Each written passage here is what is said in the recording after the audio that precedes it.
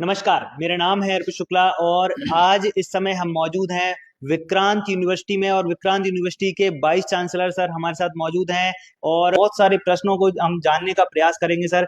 सबसे पहले तो आपका आज स्वागत है ग्वालियर लाइव पर। अभी सर बता रहे थे मुझे सर, गर्वित ग्वालियर एक बड़ा कार्यक्रम आप करवाने वाले हैं मेगा जॉब। क्वार्थ को लेकर के 2025। तो क्या उसकी थीम रहेगी सर, क्या क्या कुछ चीजें करवाएंगे उसमें आपसे? देखिए, उसमें टेक्नोफेस्ट है, कल्चरल प्रोग्राम है, स्कूल के बच्चों से हम इंटरेक्शन करेंगे और जो स्थानीय कला है उसको हम प्रमोट करेंगे। सारा उसमें ग्वालियर ओरिएंटेड ही है। ऑफ कोर्स हमारी यूनिवर्सिटी ग्वालियर है, हाँ। तो हमारा फोकस ग्वालियर रेंज पर होगा या मध्य प्रदेश पर होगा। तो इस तरह का प्रोग्राम जो है पहले से होता चला आ रहा है, लेकिन जो अभी मार्च में जो बड़ा प्रोग्राम होने वाला है, एक तो एआययू का इवेंट है जिसमें 70 से ज्यादा खो खो वाला, और एक mega job fair. Mega job fair हम सिर्फ ग्वालियर के रेंज के लोगों को हम उसमें इनवाइट कर रहे हैं। अभी तक हमारे पास 75 कंपनी, मतलब मल्टीनेशनल कंपनी का हमारे पास कंसेंट आ चुका है। हम 100 से ज्यादा कंपनियों का टारगेट रख रहे हैं। तो ये बहुत बड़ा प्रोग्राम चलेगा 21 से 22 मार्च तक। हम चाहते हैं कि उसमें भी आप आइए। जॉब फेयर में जैसे कई लोग होते हैं जो अलग अलग, जो इंजीनियरिंग पास आउट नहीं है या फिर नॉर्मल लोगों के लिए भी नहीं, रहेगा। देखिए हमारा फोकस जो है, हाँ। जो जॉब फेयर का जो फोकस है, हाँ। कि हमारे जो ग्रामीण अंचल के बच्चे हैं उनको कैसे जॉब मिले, किस कंपनियों मिले। मेन फोकस हमारा फिल्म इंडस्ट्री पर है। तो अभी हम बॉम्बे भी जाएंगे, फिल्म इंडस्ट्री के लोगों से मुलाकात करेंगे, तो हम अपने बच्चों को हम फिल्म इंडस्ट्री की तरफ ले जाना चाहते हैं। वहाँ पर टोटली नया काम सिखाया जाता है। जैसे मान लिया आपने इंटर पास किया, ठीक है ना, आप एडिटिंग का काम करना चाहते हो, 6 महीने ट्रेनिंग, 1 साल की ट्रेनिंग में आप परफेक्ट हो जाओगे। तो एक नई संभावना है। नई संभावना, यस, पहला।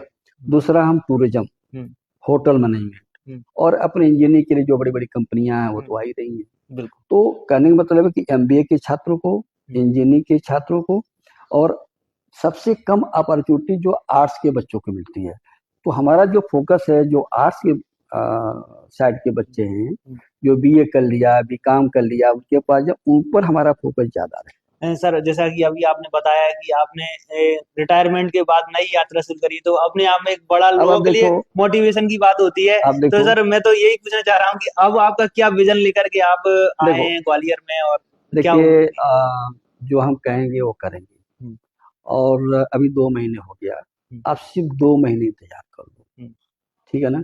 आपको नई नई चीज मिलेगी। अगर आप पूछना चाहते हैं तो मैं बता सकता हूँ। नंबर 1 बता दीजिए सर। जो ग्वालियर में जो है लगभग 20 मेजर इंडस्ट्री है, बड़ी बड़ी इंडस्ट्री है। और जो Madhya Pradesh industry development corporation है, वहाँ के जो एग्जीक्यूटिव डायरेक्टर हैं उनके हम संपर्क में हैं। हम ऐसे कोर्स डिजाइन कर लिए हैं जो कि 6 महीने 1 साल में हम इंडस्ट्री में ट्रेनिंग देंगे। जैसे मान लीजिए आप बीए कर रहे हो, अब बीए करने के बाद आप कहाँ जाओगे, ठीक है ना। आप बीए करिए, बीए के साथ आपको हम 6 महीने की एक ट्रेनिंग देंगे इंडस्ट्री ओरिएंटेड। अब कोई फीस नहीं लेंगे, इंडस्ट्री में ट्रेनिंग देंगे और 6 महीने के पास कम से कम आपके पास एक जॉब होना चाहिए। कहने का मतलब ये है कि स्किल्ड ओरिएंटेड हमारा प्रोग्राम शुरू हमने न्यू एजुकेशन पॉलिसी में अडॉप्ट कर दिया है। और हम तो मध्य प्रदेश सरकार का तो हम प्रशंसा करते हैं कि देश में नवंबर 2020 में न्यू एजुकेशन पॉलिसी आई, नवंबर या सितंबर, नवंबर से आई है, और सबसे पहले मध्य प्रदेश सरकार ने उसको अडॉप्ट किया। हम लोग तो बाद में किए, राजस्थान बाद में किया, उत्तर प्रदेश बाद में किया, हरियाणा बाद किया। पहला जो न्यू एजुकेशन पॉलिसी जो अडॉप्ट हुआ है मध्य प्रदेश सरकार ने किया, तो बहुत अच्छी बात है। और हमारी यूनिवर्सिटी ने भी अडॉप्ट कर लिया न्यू एजुकेशन पॉलिसी। तो अभी आप देखिए, अभी हम 30 का बैच बनाएंगे, आपको हम करके दिखाएंगे। मैं इस तरह का वो भाषण नहीं दे रहा हूँ, मैं करके आपको दिखाऊंगा। 30 बच्चों को हम सेलेक्ट कर रहे हैं, 30 बच्चों को ETP, effluent treatment plant, industry की मेजर प्रॉब्लम है ETP plant, effluent treatment plant, ठीक है ना, और एसटीपी, सीवेज ट्रीटमेंट प्लांट, ये बहुत मेजर प्रॉब्लम है। तो इसमें हम अभी 30 बच्चे ले रहे हैं, 30 बच्चों को हम ट्रेनिंग देंगे। और ट्रेनिंग देकर 300 बच्चों के एक दिन की प्लेसमेंट इंडस्ट्री कर दी। वो काम तो शुरू कर दिया और इधर उसका बीए चलता रहेगा। कहने का मतलब है जो आप कोर्स करो उसमें साइड में इतना पैसा कुछ कमाओ ताकि घर पर बर्डन कम पड़े।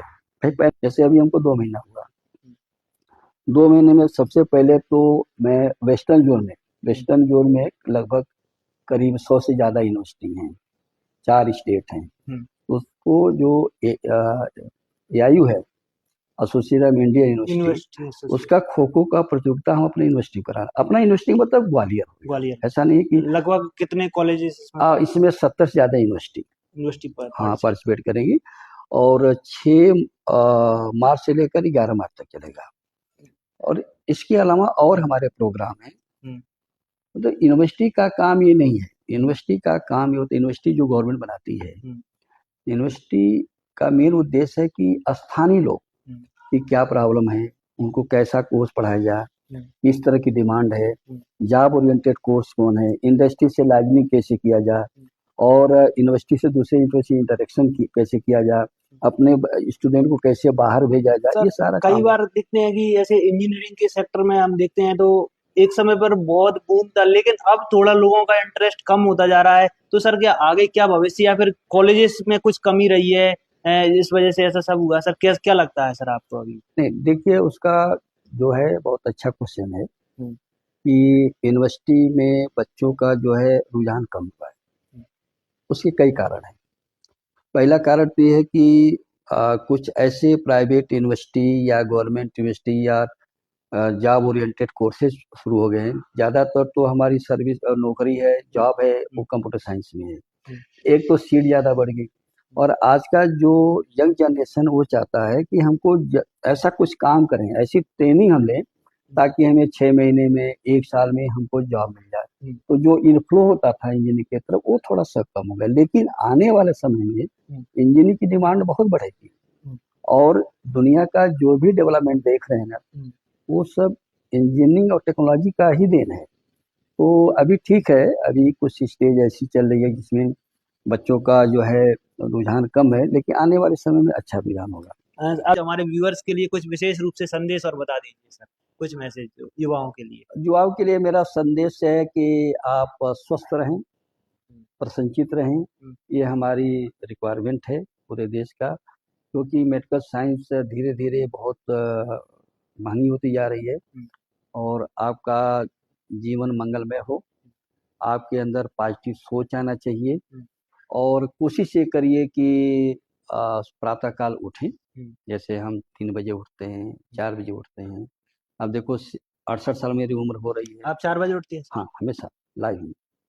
तो युवाओं से यही मेरा अपील है कि सुबह उठिए, टहलिए, योगा करिए और प्रसन्नचित रहिए और जो अपनी भारतीय ज्ञान परंपरा है उसका आप पालन करें, क्योंकि पूरा दुनिया हमारी भारतीय ज्ञान परंपरा की तरफ आकर्षित हो रही है, उसको हमें करना है और यथासंभव जो भी जहाँ भी जरूरत पड़े लोगों की मदद करिए, लेकिन प्रसन्नचित रहना बहुत जरूरी है। हंसते रहिए, मुस्कुराते रहिए, यही मेरा संदेश है। बिल्कुल सर, वो आपका समय देने के लिए बहुत बहुत धन्यवाद। धन्यवाद। और यदि आपके भी कोई भी प्रश्न है तो आप कमेंट बॉक्स में पूछ सकते हैं या फिर आप स्वयं भी मिल सकते हैं सर से। विक्रांत यूनिवर्सिटी में वाइस चांसलर हैं सर, और इस खास चर्चा के बारे में आपको जो भी सोचना अपनी राय जरूर लिखें।